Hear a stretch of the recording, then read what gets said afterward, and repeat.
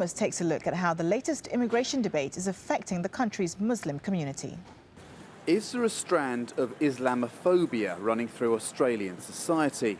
And if there is, should politicians be exploiting it? Say no to burqas, says this mural in a central suburb of Sydney.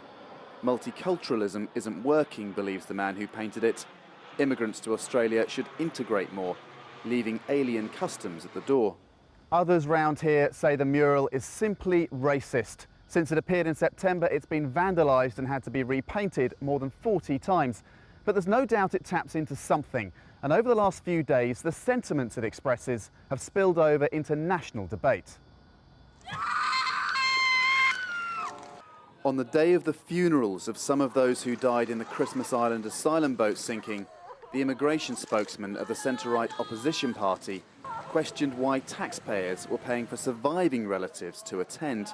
Any other Australian who wanted to attend a funeral for someone who died in tragic circumstances would have to put their hand in their own pocket. A day later, the same politician was reported to be encouraging colleagues to exploit anti-Muslim sentiment for political gain. The Labour government called for him to be sacked. Some opposition colleagues were critical, but the party leader backed his man, and others went further. Islam, said one, is the problem. After an absence of the word for many years, the governing Labour Party this week reaffirmed its commitment to multiculturalism. Support for that on the Sunday morning talk shows.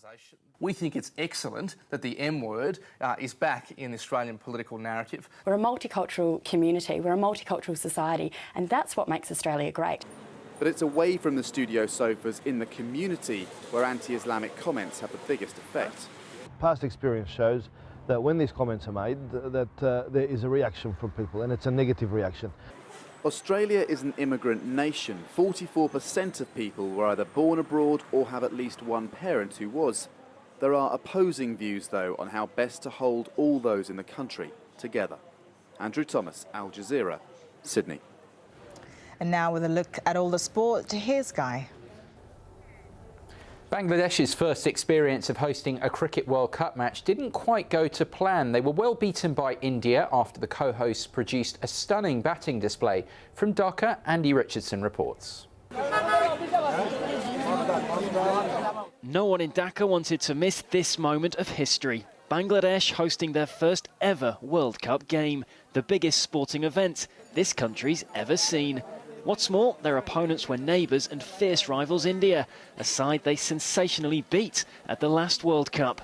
Bangladesh won the toss but opted to bowl first, and it was the Indian batsman who got off to a flyer. Some home respite was offered when Sachin Tendulkar was run out for just 28. But Virender Sehwag more than made up for his role in that dismissal.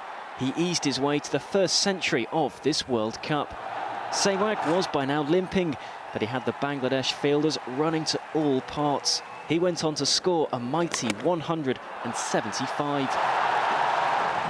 Virat Kohli also hit a century, the co-host finishing up on 370 for 4. Bangladesh responded with some big hitting of their own. Tamim Iqbal once again pivotal to his side's effort.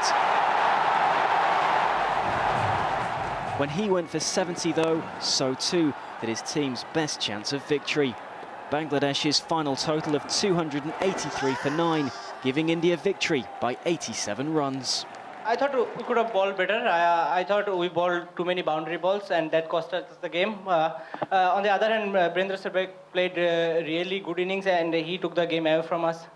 Still, Bangladesh is a good side in ODI. They can disappoint any bigger sides if they got to know that their strength and weaknesses, and if they play well against good sides, especially the Test nation side. So still they can disappoint anyone. So this not exactly the start Bangladesh fans would have been hoping for. Their team, though, can get their campaign back on track in their next game against Ireland. As for India, well, this generation of players has achieved so much, but they've never been able to repeat their country's World Cup triumph of 1983. Maybe this year they'll get it right. Andy Richardson, AlJazeera, Dhaka. Sri Lanka and Canada are finalising their preparations before they meet in the Cricket World Cup. The two teams met once before in 2003 in a game which is credited as the shortest in World Cup history after the Canadians were bowled out for just 36.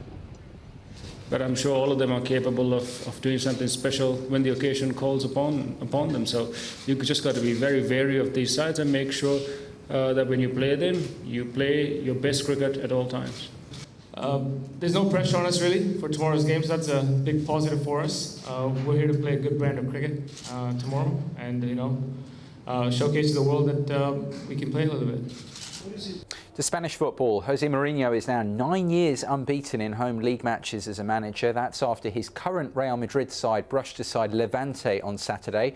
Karim Benzema and Ricardo Carvalho scored Real's goals in a 2-0 victory. Mourinho has still not lost a home league match in charge of Porto, Chelsea, Inter Milan or Real. That's 147 games in all. Real now trail leaders Barcelona by just 2 points in the title race. Barca host Athletic Bilbao on Sunday. In Italy, Inter Milan are just 2 points behind Serie A leaders and City rivals AC Milan after they beat Cagliari 1-0. Inter's revival under coach Leonardo continued thanks to Hussein Khaja's 7th-minute strike. It's their 9th win in 13 games since the Brazilian took over from Rafael Benitez. Milan play away at Chievo on Sunday, with third-place Napoli also in action at home to Catania. In the English FA Cup, there was a major shock as holders Chelsea were eliminated from the competition on penalties by Everton in their 4th-round replay. In the other ties, Stoke and Birmingham City both won their 5th-round matches, while Manchester United beat non-league team Crawley Town by 1-0. On to women's tennis. Caroline Wozniacki will play Russia's Svetlana Kuznetsova in the Dubai Championships final after both came through their matches in straight sets. Wozniacki fought back from 5-2 down in the opening set to beat Serbia's Jelena Jankovic 7-5, 6-3. The Dane has won 3 of her 5 previous meetings with Kuznetsova. The Russian beat Italy's Flavia Pennetta 6-4, 6-4 in the other semi-final. And that's the sport for now. Winds topping 80 kilometers per hour have caused travel delays around the Washington, D.C. area. The gales fanned fires in surrounding counties, prompting the closure of several highways. As Barbara Benitez reports, the gusts also uprooted a very special tree. 4, 3, 2, 1. It's a presidential tradition dating back to 1923, the annual lighting of the national Christmas tree in Washington, D.C. But the majestic blue spruce that has stood over the White House for the past 32 years is no more, a victim of strong winds gusting through the U.S. Capitol on Saturday morning. The previous 2 national Christmas trees have also been toppled by wind. We knew that this tree wouldn't last, just as any tree on planet Earth doesn't last forever. So this really is a part of nature. A replacement tree was found 2 years ago by the National Park Service, which takes care of the land near the White House and where the tree is supposed to stand. This coming December, there will easily be a new Christmas tree in the ground for the next lighting of the National Christmas Tree in December. By the end of the day, the tree was headed for the wood chipper, gone but not forgotten.